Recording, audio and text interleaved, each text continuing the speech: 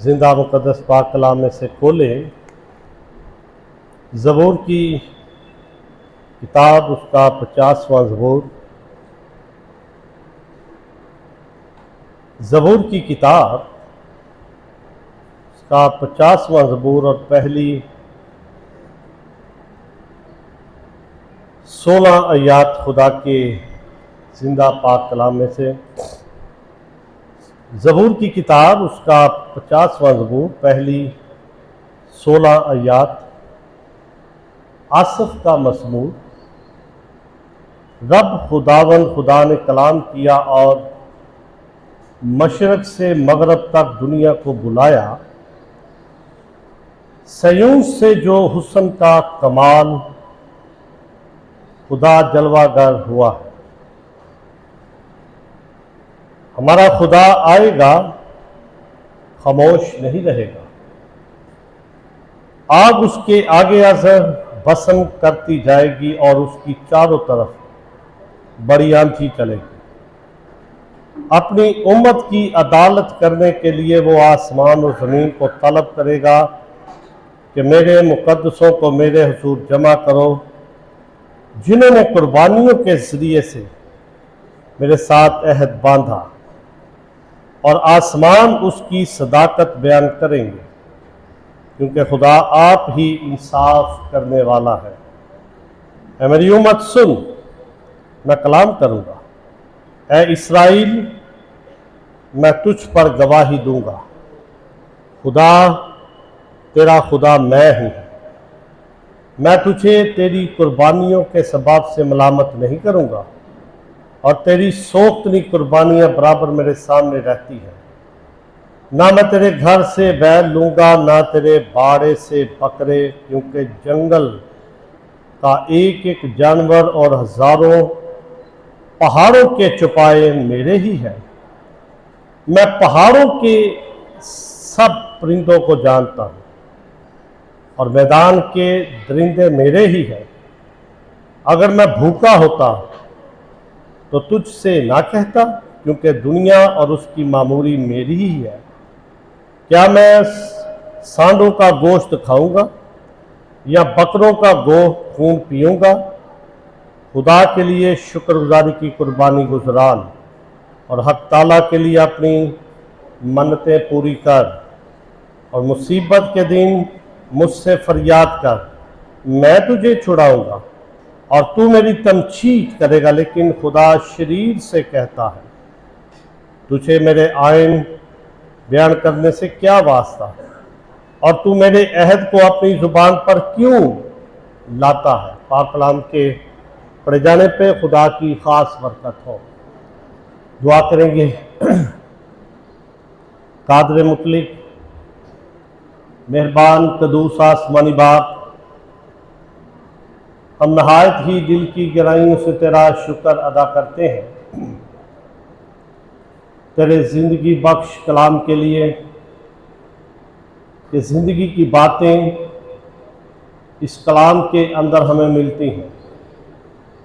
खुदा हम तेरा शुक्र करते हैं कि तू हमें मौके देता है, तेरे ज़िंदा मुक़द्दस पाक कलाम में से सीखें, अमल करें।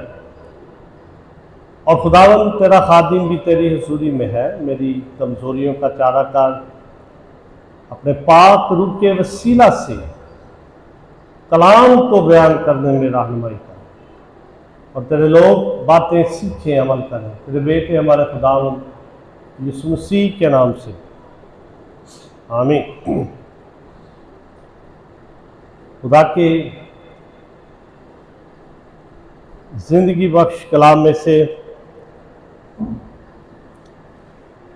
ज़बूर की किताब में से 50वां ज़बूर आपकी खिदमत में पढ़ा गया है। हमारे जो प्रेस्बिटेरियन लोग हैं, जब वो ज़बूर की तिलावत करते हैं तो वो अक्सर ज़बूर का जो सरनामा है उसको छोड़ देते हैं, जबकि सरनामा जो है वो वाज़ेह करता है कि ये ज़बूर किसने लिखा है और क्यों लिखा गया है।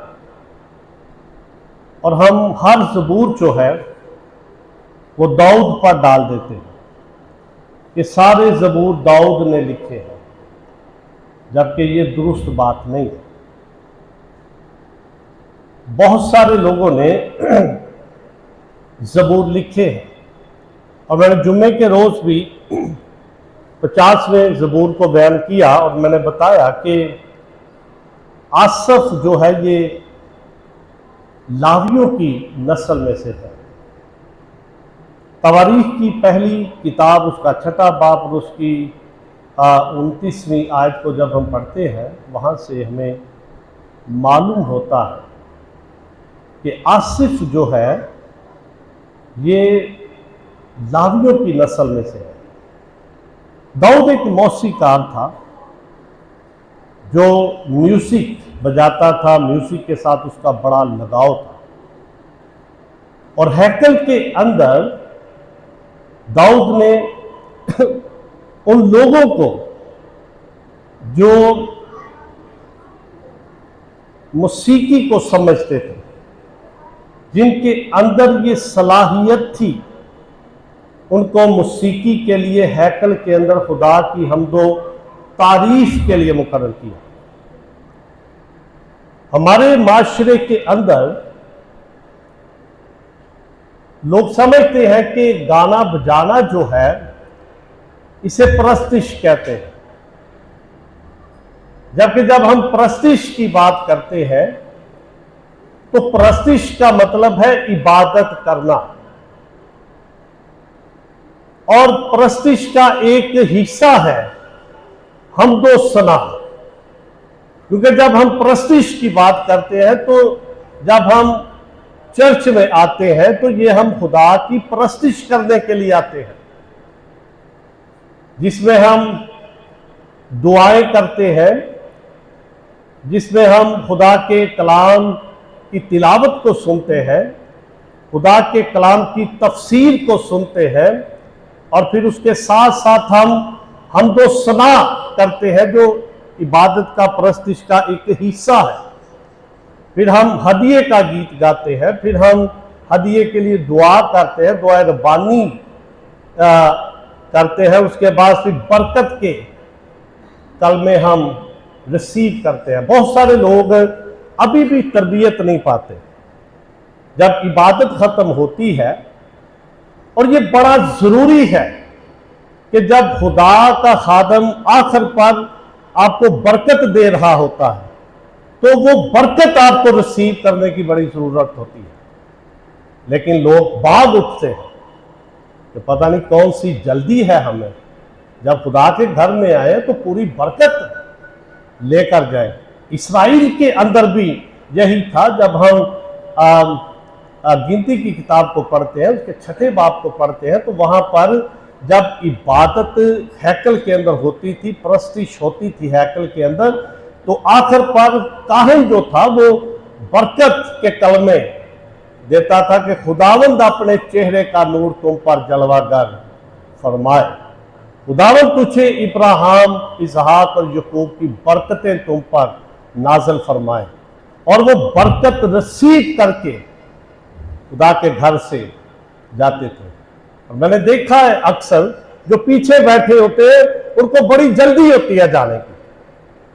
और ये बड़ा जरूरी होता है कि इबादत के सारे हिस्से में, और फिर एक और कमी है कि हम आधी इबादत करते हैं, पूरी इबादत नहीं हम करते।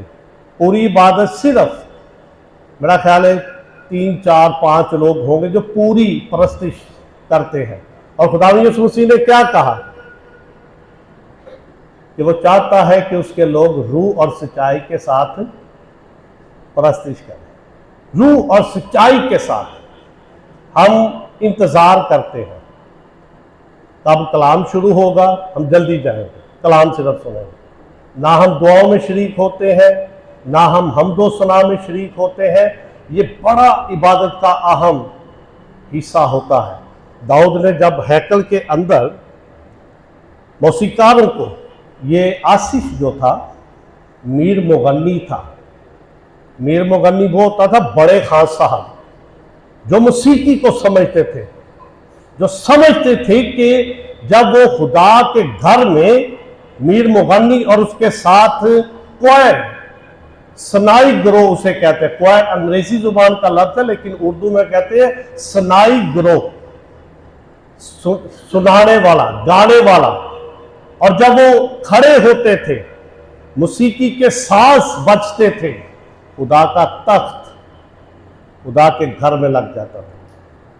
मौसीकी हमदो सना एक बड़ा अहम हिस्सा है हमारी इबादत का, जिसमें आप लोगों को तैयार करते हैं खुदा के कलाम को सुनने के लिए, जिसमें आप तैयार करते हैं खुदा के खादम को कलाम सुनाने के लिए। लेकिन जब हमदो सना हमारी डेड होगी तो इसका मतलब है कि हमारी परस्तिश का जो मेन एक हिस्सा है वो जब दुरुस्त नहीं होगा तो सारी इबादत दुरुस्त नहीं होगी। और खुदा के घर के अंदर खुदा का अबर, खुदा का रूहुल कुद्स, खुदा की हसूरी हमदो सना के जरिए से लगती थी।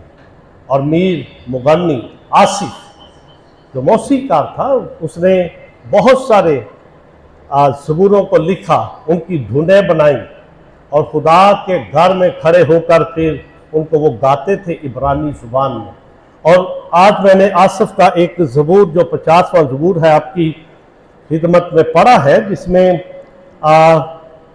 आसिफ जो है वो अदालत के बारे में बयान करता है। उस वक्त भी अदालत जो थी उसके बारे में बताया जाता था, जिस तरह आज के दौर में भी खुदावंद यीशु मसीह अदालत करने वाला है। और आप देखिए खुदावंद यीशु मसीह की पैदाइश से पहले आसिफ खुदा के रूह की हदायत से, और ये लोग खुदा की रूह की हदायत से लिखते थे और इनके कलाम के अंदर कुदरत पाई जाती थी, आज कल तरह के मौसीकारों की तरह नहीं जो अपनी खुद नमाई चाहते हैं और उनके थोड़ी देर के लिए गीत चलते हैं, खत्म हो जाते हैं, क्योंकि उनके अंदर वो रूह के साथ नहीं लिखे जाते। आज भी अगर आप देखें पादरी प्रेम भगत, अगर आप ईस्टर पर उसका ज़बूर और उसका गीत ना गाएं, हमारा ईस्टर कंप्लीट नहीं होता। हालेलुया बोलो, यीशु जिंदा हो गया। और ये रूह के साथ लिखे गए, खुदा की हदायत से इन ज़बूरों को लिखा गया। और अक्सर हम हमारे इस मौजूदा दौर में, मौजूदा माशरे के अंदर लोग ज़बूरों को गाना पसंद नहीं करते, जबकि अपने बनाए हुए गीतों को प्रमोट करते हैं। उनको शोर शराबा बड़ा पसंद है, लेकिन कहते हैं मौसीकी रूह की ग़िज़ा है। मौसीकी चल रही हो, अच्छे म्यूजिक बजाने वाले, अच्छे गाने वाले हो तो रूह ताज़ा होती है। हैकल के अंदर, हैकल को जब तबाह किया गया, नबूकदनेस्सर बादशाह ने हैकल को जला दिया। नहमिया की किताब के अंदर, अज़रा की किताब के अंदर बुनियाद डाली गई हैकल की। हैकल तामीर हुई, वो रौनक नहीं थी। जो बुजुर्ग थे, जो जिन्होंने पहली हैकल का जलाल देखा था, वो रोते थे, वो शर्मसार हो रहे थे कि वो जलाल खत्म हो चुका है। क्योंकि जब मौसीकार खड़े हुए, उनके अंदर वो क्वालिटी नहीं थी जो पहले दिल रूह के साथ वो गाते थे। आसिफ ने ये ज़बूर जब लिखा तो खुदा की अदालत के बारे में वो बयान करता है, रूह की हदायत से, कि अदालत दुनिया की होगी, अदालत करेगा खुदा। और यहां पे बड़ा वाज़ेह तौर पर बयान किया गया है, जब हम 4थी आयत को पढ़ते हैं, अपनी उम्मत की अदालत करने के लिए वो आसमान और जमीन को तलब करेगा। अब आसिफ ये बात कर रहा है और ये गा रहे हैं वो सयून के पहाड़ पर, जहां पे हैकल बनी हुई है, जहां पे खुदा की हजूरी है, और इस्राएलियों को वो गा के बता रहे हैं कि खुदा अपनी उम्मत की अदालत करेगा। आसमान और जमीन को खुदा गवाह बनाएगा। जब हम यशाया नबी का सहीफा उसका पहला बाब पढ़ते हैं तो वहां पे लिखा है, सुन ए आसमान और कान लगा ए जमीन। गवाह है खुदा के जमीन और आसमान।